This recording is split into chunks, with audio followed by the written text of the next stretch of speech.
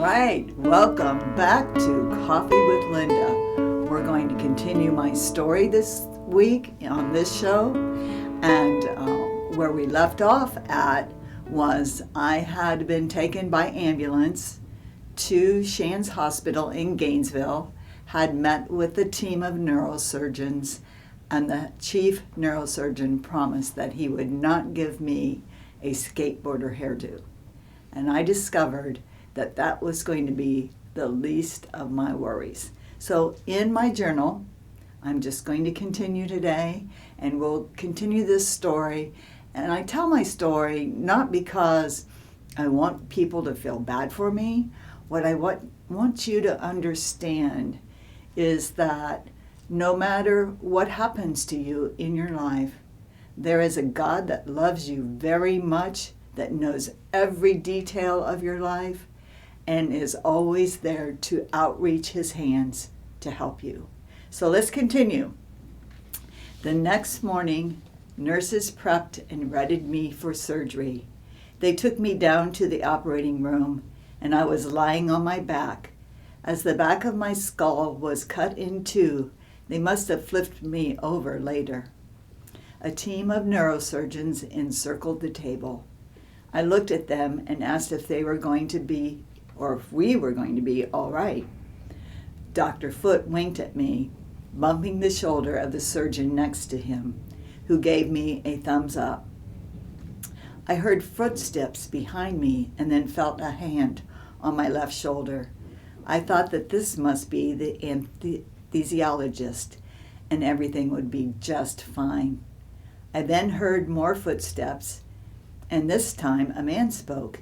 He introduced himself to me by saying, "Good morning, Miss Brandt. I'm your Sandman, and I'm going to take good care of you. I will see you on the other side." Everything went black at that point.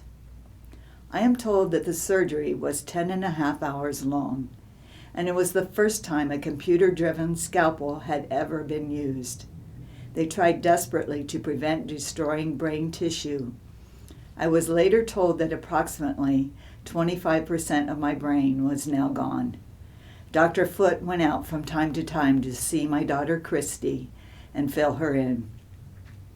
Later that night, while I was in the recovery room, there was a man named Dr. George and his nurse who said she heard when I repeated their conversation. There were flashing lights kept going off while they pulled sheets up to my head, and I was feeling very threatened, like they were trying to kill me. Tubes were running out of my head, and I hallucinated also that my daughter, Christy, took her husband's gun, who was a cop, and they shot and killed her. Medical evidence coincides what I felt at that time. As medically substantiated, the brain is the central core of the body's system and feels very threatened when messed with. When the recovery doctor was finished, I was taken to a room. The room was very dark. Another patient was brought in and put on the other side of the curtain. I heard machines operating and something like a pump running. Nurses were frantically working, and then about 2 a.m, one of them began to cry. The patient had passed. Another was brought in. Same thing. I'm thinking, this must be where they bring you to die. This was on a Tuesday. I don't remember anything until that Thursday. 3 neurosurgeons, of which Dr. Foote was one, came into my room. I recognized the other 2 from my initial visit, and then at his side in the operating room. They asked me if I knew who they were, where I was, and what day it was. I answered their questions and then did some quick thinking and surmised that it was April 15th, tax day. I told them my taxes were done and sent in. I then asked them if their taxes were done. They looked at each other with great surprise. 3 weeks later, I was taken back to Flagler for rehab. It was a very, very hot day in the transport. My husband and his attorney met me there with papers to sign. Christy stopped me from signing them after a while. I became increasingly weak, as if I was running a fever. A nurse named Maria would bathe me each night before going off of her shift. She carried pictures of her family in her pockets and shared them with me, chatting happily about her children. My sister pushed me downstairs in a wheelchair. She began asking nurses why I seemed to have become very lethargic. Their neurosurgeon asked me, why was I still there? He told me I needed to go home. I told him, while sitting bent over a breakfast tray and a wheelchair, that I was not ready. He huffed out with his nurse. That doctor's nurse came back in and told me that I was the authority over my stay and not him, and that what I was right to say what I did.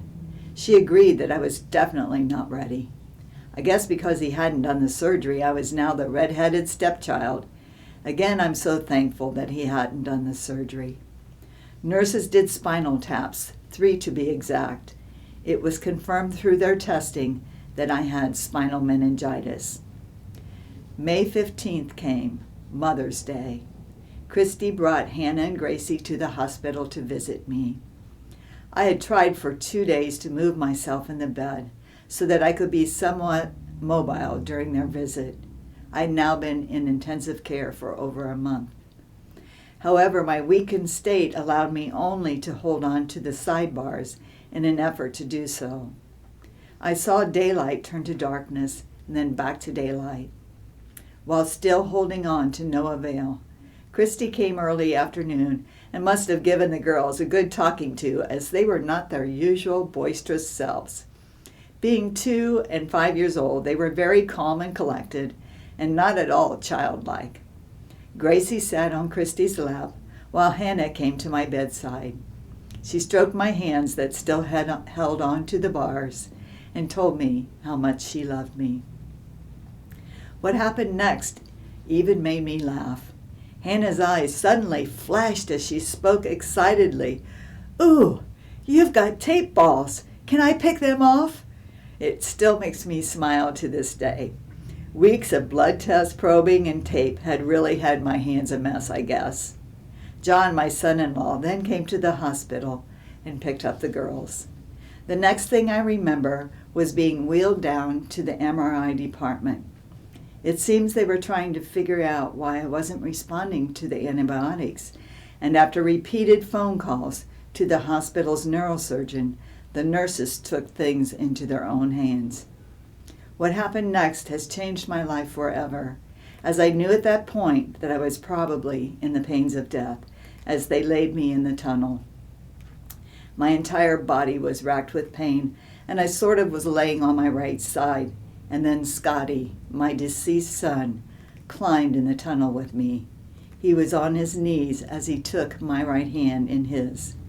Scotty was 32 when he was killed, but looked as if he was 21 while he was with me. I have a picture of him blowing out the candles on his 21st birthday, and he looked exactly like that. Mullet and big grin. He gently leaned over and said, "Mom, I've come to take you home." I said, "Scotty, it's not my time." Ever so gently he responded, "Mom, it's not your call," and then went on to say Psalm 23 with me. When he got to the 4th verse, bam! The entire tunnel lit up, whiter than white. The 4th verse states, "Yea, though I walk through the valley of the shadow of death, I will fear no evil, for thou art with me." At that instant, I heard my daughter scream for the nurses outside the MRI department door. I didn't know till later that she slumped to the floor sobbing afterward. At the sound of her scream, I was startled back into this world. I remember how horrible it was for Christy at her brother's death, and didn't know how she might cope with mine.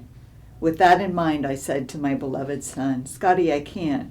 I've got too many paintings to paint."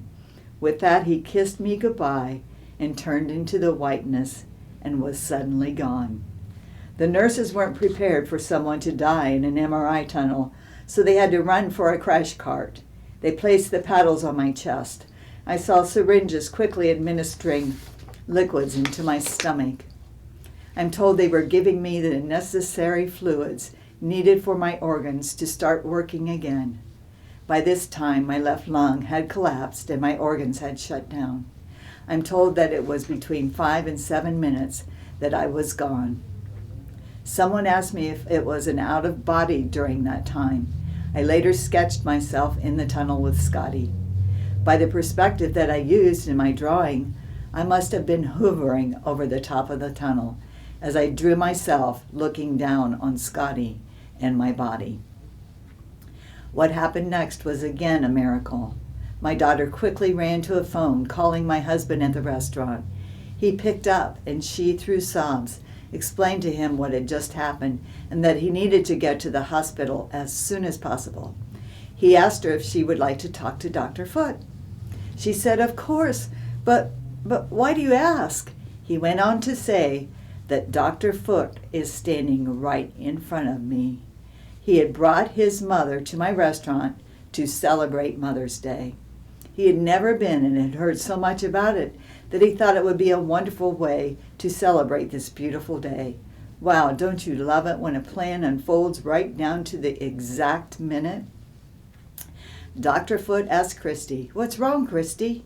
She went on to tell him what had just happened, and the next thing I knew, they were packing me up on a gurney, placed me in the back of an ambulance, again going 130 miles an hour, and I was headed back to Shands Hospital in Gameville. It was there I was placed into what they called a pod. I was told there were 8 pods in that hospital, where the most critical were placed. I was there 5 days, stabilized, and then brought back to our local hospital for rehabilitation. And stay tuned for the rest of the story in our next show. Thanks so much for being here. Thanks for our sponsors. See you next time. Bonjour and bon appetit.